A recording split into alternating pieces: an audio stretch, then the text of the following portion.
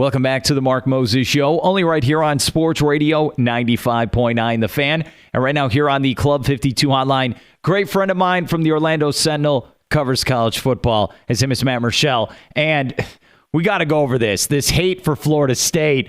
Matt, how you doing today, man? Pretty good. How you doing today, Mark? Hey, I want you to know I'm doing fine. Last night, I'm on the couch. I'm like, all right, I'm going to watch the Magic game. That was really the plan, but it was still the pregame. So I'm like, all right, let's see what the 4-team standings are. And when I saw Florida State at 3, I start yelling at the TV. They got me, man, emotionally. What about you? What was your reaction? Well, initially it was surprise because I had sat down to start writing out my story for the Sentinel and for online, and I assumed that Mississippi State and Florida State would be 1 and 2 just because that's the way the committee had looked like they were going to be going the first couple polls. And then to see that Oregon jumps into that 2 spot, really kind of shocked me initially. But I think after that, you start to think about it. I did wonder at some point when would Florida State's schedule, which has been a concern the last couple months, when would it catch up with them and will we see them drop a little bit? And we saw it this week. We saw obviously the committee said it was a very tight vote and that they felt like, the overall Oregon's 3 wins over top 25 teams were a lot stronger than Florida State's 3 wins over top 25 teams. So I don't think Florida State fans agree with that. But again, it's so early on. I think there's so much still that needs to be decided. Okay, I know everyone's making fun of me, but I really believe that selection committee and ESPN are like, okay, no one cares what we have to say, so let's make something really crazy happen. We'll just throw it out there. We'll put the Chicago Bears at number 4. Am I crazy for saying that, or did they need to spice this up a little? Well, I don't know if they need to spice it up. I mean, let's be honest. One of the things about the college football playoff, unlike the BCS, that I think they were looking for is every week, week in and week out, they wanted fans talking about this playoff. They wanted them, concerned what was going on. I think we're getting that. We're obviously getting that every week because you're getting fans from the SEC, you're getting fans from the ACC, and they're watching what's going on in the Pac-12. They're watching what's going on in the Big 12 and the Big 10. You've got fans from different fan bases really kind of opening up and scanning the remote on Saturday to watch some of these other games, which they may not have been because normally they didn't really care. But again, it's early on. I think a lot's going to be made on conference championships. I think that's going to be a big factor as well. And like I was telling our Florida State beat writer, Brendan Sano, today, listen, if Mississippi State were to lose this weekend to Alabama, it's going to be a hard decision. If Florida State beats Miami, it's going to be hard for me in my mind, the selection committee, not to move Florida State up to number 1 and to keep Oregon at number 2 just because of what they've been able to do. There's a saying in wrestling, Matt Murschel at the Orlando Sentinel, and it's from the great Ric Flair. And he says, if you want to be the man, you got to beat the man. I still think Florida State's the best team in the country. Is that okay to say? It's okay to say. I don't know if until someone beats them, you could argue that. But I think I don't see any team this year that has dominated, any way, shape, or form that I'm impressed with. And I would say that's the team that everyone's got to beat. Florida State has looked impressive at times, but at other times they really haven't.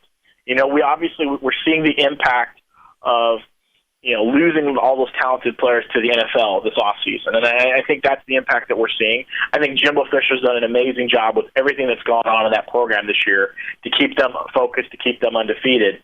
I think, again, you start, if you look at the remainder of these teams, if Mississippi State goes undefeated the rest of the way, it's hard for me not to think they might be the best team in the country. If they lose this weekend to Alabama, then you can make the argument that FSU is the best team right now out there. Is Mississippi State, you talk about the game against Alabama, if they lose, are they finished in the 14 playoff talk?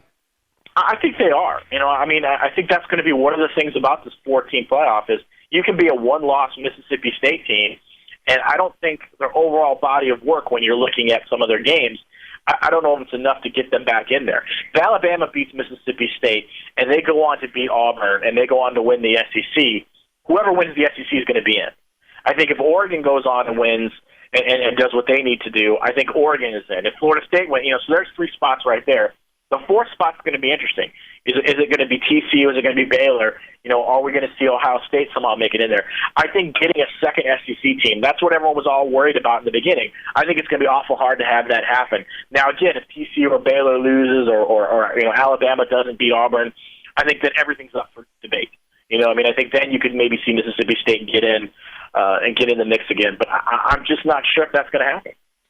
We're here with Matt Murschel, Orlando Sentinel, talking 14 playoff talk. You brought up TCU and the job that Gary Patterson's done. He's been in the Big 12 a couple of years. Has he finally gotten them to that level that this is an actual national power for college football?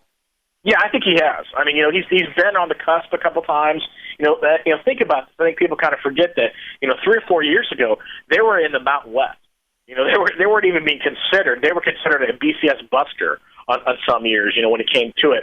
Obviously, Gary Patterson's showing that, listen, we were more than just a BCS buster. We were right there. We were obviously going to be on a program. I think Trayvon Boykin has done an amazing job at quarterback. I think the decision that Patterson made in bringing in dual offensive coordinators this year, I think that new offense has really fit well with the personnel that he has around it. So I think they're putting up a lot of points. I also believe that the Big 12 isn't as strong as it's been in the past. I think Baylor, despite Baylor only having one loss, I think Baylor's resume is very weak as well. We'll see a little bit of that coming up in the next couple of weeks. They have to play Kansas State still. And then, Oklahoma obviously is not where it used to be in the last couple of years, so they've been down as well. So I think all those factors get TCU where they're at right now. But again, I think when you look at the month of November and you look at the next couple of weeks, I think there's going to be a lot's going to be made on looking at some of the games that are being played right now, because Oregon plays a very weak schedule the next couple of weeks. TCU's remaining schedule is not very strong. You've got a lot of these teams that are going to be right there, but their remaining schedules aren't going to be as strong as maybe some of these other people. So that's where I think the conference championship will really kind of step forward, and I think we'll see how much weight the selection committee gives it on that. Matt, in your opinion, how legit is Arizona State as an actual contender? I think they're very legitimate. I mean, I said last week I felt like this team was the dark horse to get into the 14 playoff. I mean, what they did in Notre Dame was impressive. I mean, yes, I know Everett Golson made mistakes, turned the ball over. But again, to be able to come out there and handle business the way they did, I know that UCLA loss was really bad early on. But again, I think one of the things that we're learning, we saw that with Ohio State, is, early losses may not be as big of a factor as just how you are playing right now. And I think seeing Arizona State play the way they against Notre Dame, if they can move forward and they can win out the rest of the regular season, and let's say they beat Oregon in the Pac-12 championship, I think Arizona State is right there in the mix for the Final Four spots.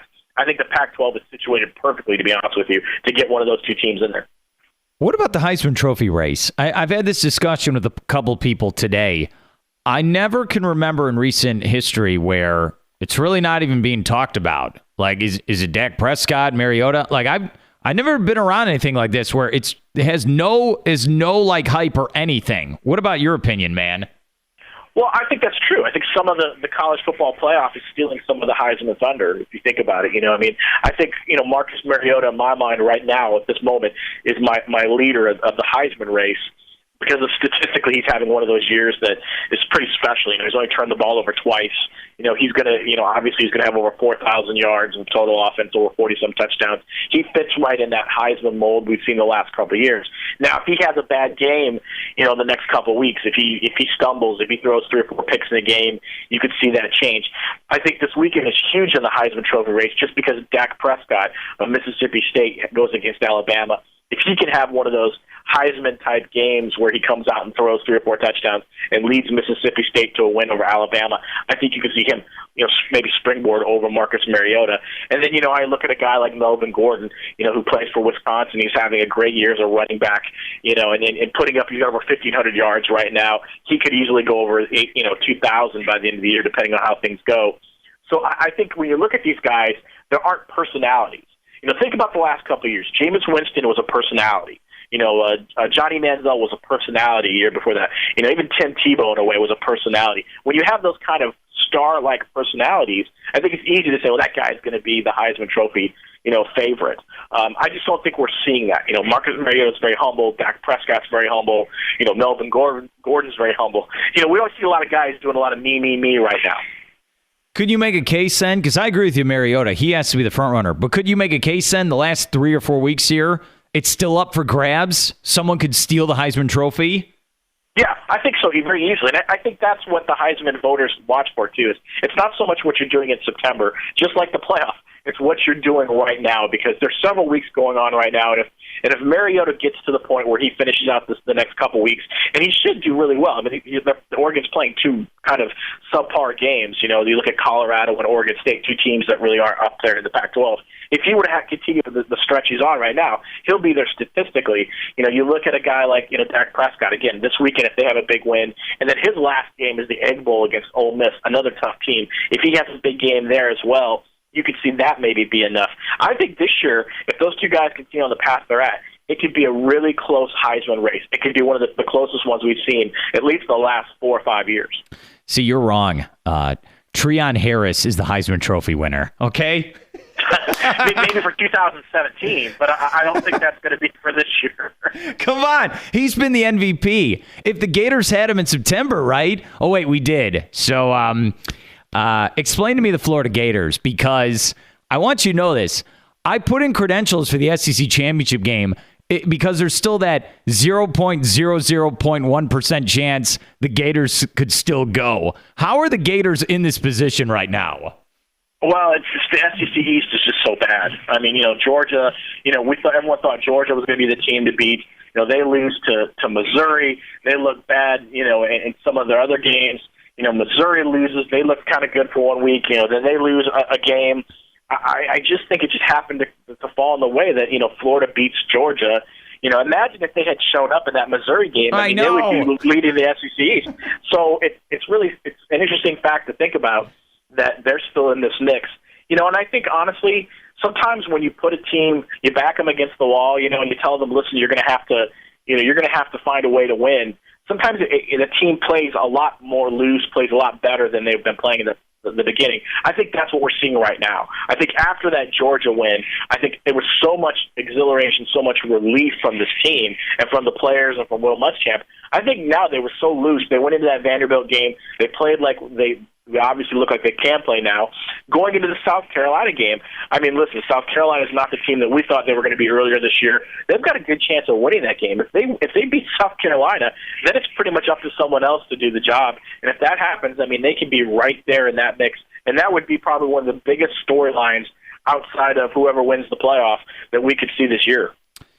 Would you go to the SEC championship game? I know it probably isn't part of the budget right now with the Orlando Sentinel, but if they're like, oh yeah, the Gators are there, would you just get in your car and start going? Yeah, I mean, it would be an interesting story because I think you look at the bigger picture where everyone wanted to see, there's a lot in the Gator Nation that wanted to see Will Muschamp gone.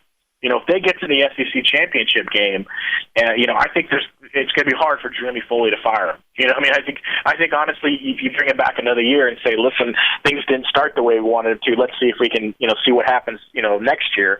And I think that's a big story because really, Will Muschamp his job was hanging by a thread going into that Georgia game. And I think honestly, if things had gone wrong, if the players had kind of revolted against him, I think he would have been gone on that bye week. But that's not the case, and I think Jeremy Foley stuck with him, and it's paying off right now. I think even if Florida doesn't go to the SEC championship game, and they get to the Florida State game, and they play Florida State tough, I think there's a good chance we could see Will Muschamp back. All right, we'll end with this. We're here with Matt Murschel, Orlando Sentinel. What was a bigger upset on the college football season?